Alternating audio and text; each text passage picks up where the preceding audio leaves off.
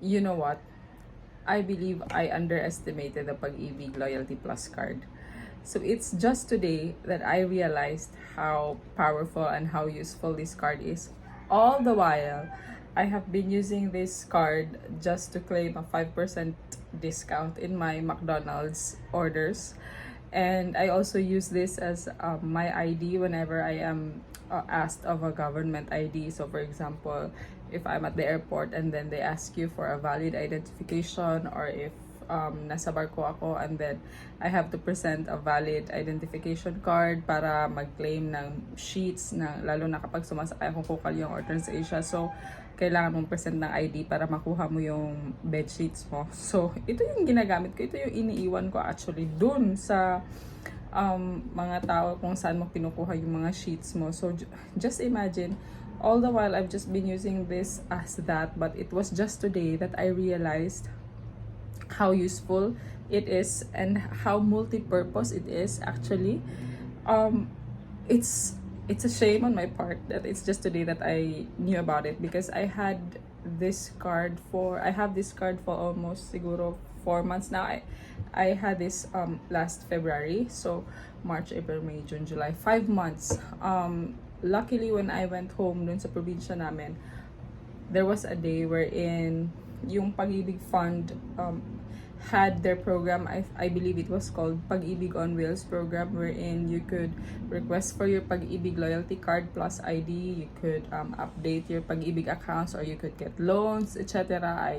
All those other offerings, all those other services. But in my case, I was only interested in getting my card because every time pumupunta ako ng McDonald's, nakikita ko 5% off kapag meron kang ganito. And just to say, meron pa silang ibang partner organizations and partner companies. So just go to the website and see kung ano pa kaya yung mga pwede mong makuha when you have this Pag-ibig card. But just today, I wanted to pay for my credit card bills, credit card dues sa Union Bank. So, if you've watched my previous video, or if you haven't, I have the Union Bank Visa Platinum, and this is no annual fee for life. I made a separate video as to why I like this and why this card is nice, why this card is good. So anyway, I wanted to pay my bills because malapit na yung due date niya, and I wanted to settle my payment. Ngayon, most often than not, kapag meron akong credit card, I prefer na meron din akong savings account sa bank na yan, para dun ko kinukuha yung pambayad ko sa credit card due. So for example, meron akong BPI na credit card. Ibig sabihin, meron din akong BPI na account or savings account dyan, kasi mas preferred ko na doon na mismo sa BPI app kung saan ko nakikita yung bayarin ko for my credit card. Doon ko na mismo kiniklik yung pay bills, and I just click and choose the savings account for my BPI kung paano ko babayaran yung BPI credit card bill ko. I have not experience, I have not tried using other channel or another bank in paying for my credit card. So for example, if I have to pay for my BPI bills, I would only use my BPI savings account. If I have to pay for my RCBC credit card bills, I only use my RCBC savings account. Hindi ko ako gumagamit ng ibang bank, kasi pwede naman na meron kang BPI tapos babayaran mo yung RCBC mo using the BPI account. You can do that. I just haven't done that, and I don't intend in doing so because I'm more confident if it's just back to bank. So ganun lang mag-work yung isip ko. So that's why when I wanted, my very first statement date was last July 19. So August 4 yung due date. So binayaran ko na siya July 27. So babayaran ko na siya. So I wanted to use my Union Bank savings account to pay for my Union Bank credit card dues. Now, for some reason, hindi ko malagyan ng pera ang Union Bank Ion ko. This is my Ion account. This is my Union Bank. Tingnan mo, Ion pa siya. So, parang napaka-ancient, napaka-Jurassic na niya, diba? Because this, I had this card way back 2018, 2017, I believe. nag-expire na ang card na to last year, May 2023. Hindi ako naka-request ng other debit card. I was busy last year to do that, and it was not in my priority list. So, ibig sabihin wala na ako debit card nito. Ngayon, I think that is the reason why my Ion banking account is also not active anymore. Siguro kapag wala kang debit card tapos hindi na siya active, kailangan mo muna mag-request ng bagong card bago maging active again yun. I'm not really sure, but long story short, I wanted to transfer funds from my e-wallet papunta sa Union Bank ko na Ion para mabayaran ko na Union Bank dues ko. Hindi ako makatransfer ng funds. So, I was thinking, ano pa kaya yung Union Bank ko na account na pwede kong gamitin para yun ilagay ko doon ng pera, tapos doon sa payment na doon na channel ako magbabayad ng Union Bank credit card dues ko. So remember, I wanted to pay my Union Bank credit card dues using my savings account na sa Union Bank din mismo. So para iisang bangko lang lahat ng transaction. So inisip ko, okay, I went through my wallet and looked for other alternatives kung ano kaya maganda. And so I realized na Union Bank pala to. See, Union Bank pala yan ang itong Pag-ibig Loyalty Card Plus ko. I know na merong version nito na Asia United Bank ang partner. So I was not that confident na Union Bank pala to. But then when I looked at the back, oh, so it's Union Bank. So what I did, I went to my Union Bank online mobile banking account, and then I opened it, and then kinlik ko add account. Diba meron dyan sa kapag pumunta ka sa dashboard mo, merong add or manage.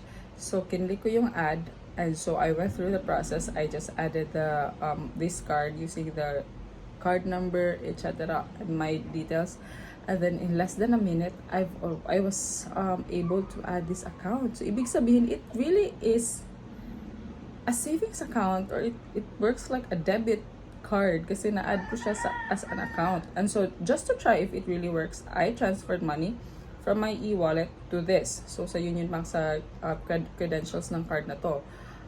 And then nag-succeed siya. So meaning meron ng pera yung Union Bank ko na account, ito loyalty card.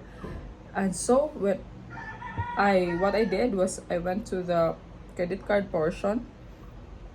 I clicked pay kasi babayaran ko yung full outstanding balance ng credit card ko for my statement date, which was last July 19.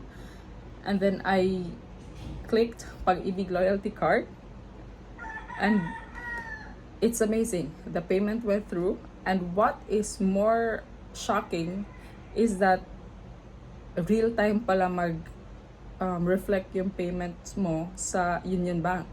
And I only knew of that now because it's my first month of being a Union Bank credit card user, and I just knew na it would not take like 3 to 5 banking days, or usually kasi kapag BPI or RCBC, kapag weekdays mo ginawa, for example, magbabayad ka ngayon, today is 3 p.m. or 4 p.m. Today ka magbabayad ng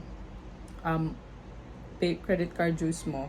So, babayaran ko yung BPI ko na credit card dues using my BPI savings account within the same channel payment banking app, BPI banking app. Kinabukasan, makikita ko na in less than 24 hours. Basta kinabukasan, makikita ko na yan na nag-reflect na yung bayad ko. It's the same with RCBC. Kinabukasan, makikita mo na. With Union Bank, I didn't even have to wait for the next day. Real time. So, after ko nag-pay, nung bumalik ako sa dashboard, it was successful. I was able to see na my outstanding balance is already 0. So, wala na reflect na siya agad. And today is even a weekend. Kung sa BPI pa yan or RCBC, in my experience, if magbabayad ako ng weekend, mapaprocess yan sa Lunes pa. So, ma-reflect or mapopost yung payment ko by Tuesday pa. So, it's amazing. What I'm saying is that I am amazed as to how powerful and multi-purpose this card is. And I shouldn't just be using it for being I shouldn't just use it as a valid identification card and pang ano lang, pang discount. It's more than that. And I only wish na ganito ka multipurpose ang ibang banks. Like, if you have the credit card lang use niya. If you have a savings card, yun lang gamit niya, savings or debit. Pero ito, it works for many purposes.